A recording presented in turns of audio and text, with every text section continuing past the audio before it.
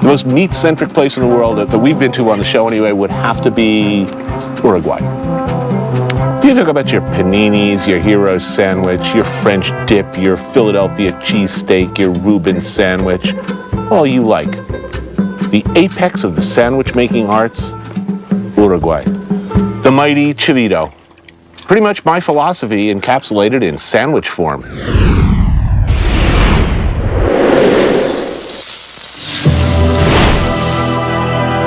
In any other country, men would weep, priests would renounce their gods, children run crying to their mothers. But in Uruguay, it is beloved, revered. It is in fact the national dish.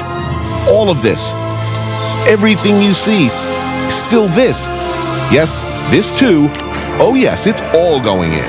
It's the Titanic, it's the Mount Everest. It's a sandwich. Behold, the mighty chivito.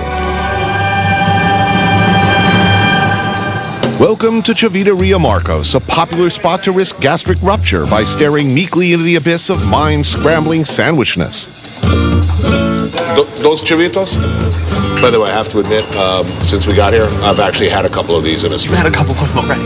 Chris, this is irresistible. I mean, I walk down the street, I see, meat, cheese, bacon, ham on a bun with a bunch of other stuff. What do you think? I'm going to let that pass? After the chivito master assembles and heats the basic ingredients, customers choose from a selection of additional toppings, a selection equal to the GDP of some larger nations. Behold, come on in. Look at this. My God. What end do you start at? And where do you even begin?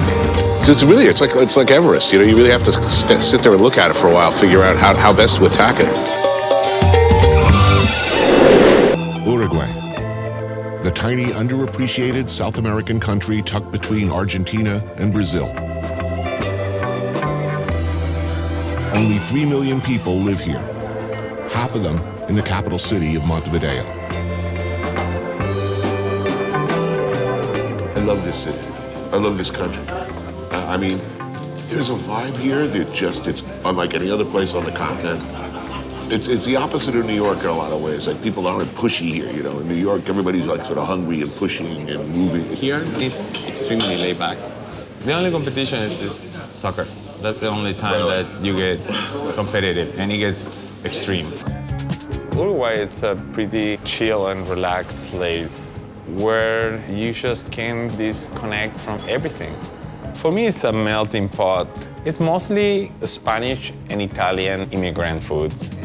Bar Arocena in Montevideo's Carrasco neighborhood specializes in Uruguay's unofficial national sandwich, the legendary chivito. 24 hours a day, 7 days a week since 1923.